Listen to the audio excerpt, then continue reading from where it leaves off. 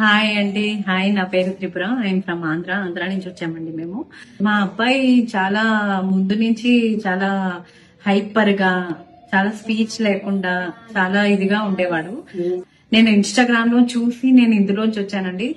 నాకు ఇది స్కూల్లో జాయిన్ అయ్యాక టీచర్ చెప్తేనే గానీ నాకు తెలియలేదండి. యాక్చువల్లీ ఈ ప్రాబ్లం మా అబ్బాయిలో ఉందని నాకు తెలియలేదు. సో దానివల్ల నేను చాలా చూసానండి.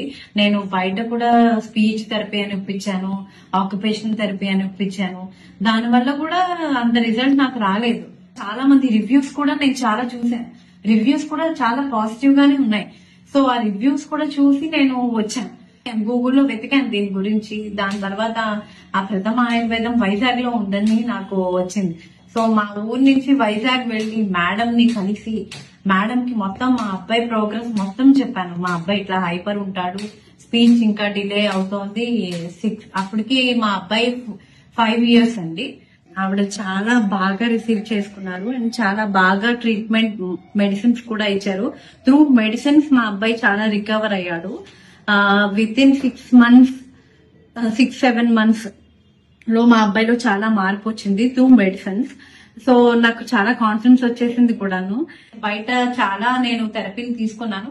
దానివల్ల అంత పెద్ద నాకు చేంజ్ కనిపించలేదు మా అబ్బాయిలో వాస్తవానికి అయితే. ఎప్పుడైతే ఈ మెడిసిన్స్ తీసుకుని మేడం ని కలిశానో, మేడం కి మొత్తం అంతా మా అబ్బాయి గురించి చెప్పాను ప్రోగ్రెస్. దానికి తగ్గట్టు మా మేడం నాకు పంచకర్మ ట్రీట్మెంట్ ఇప్పించారు. సో ట్రీట్మెంట్ కోసం నాకు వైజాగ్ నుంచి కాకినాడ వెళ్ళడం నాకు చాలా దూరం అవుతుందని త్రూ మెడిసిన్స్ ద్వారాగా, డైట్ ద్వారాగా మా అబ్బాయిలో చాలా చేంజ్ వచ్చిందండి.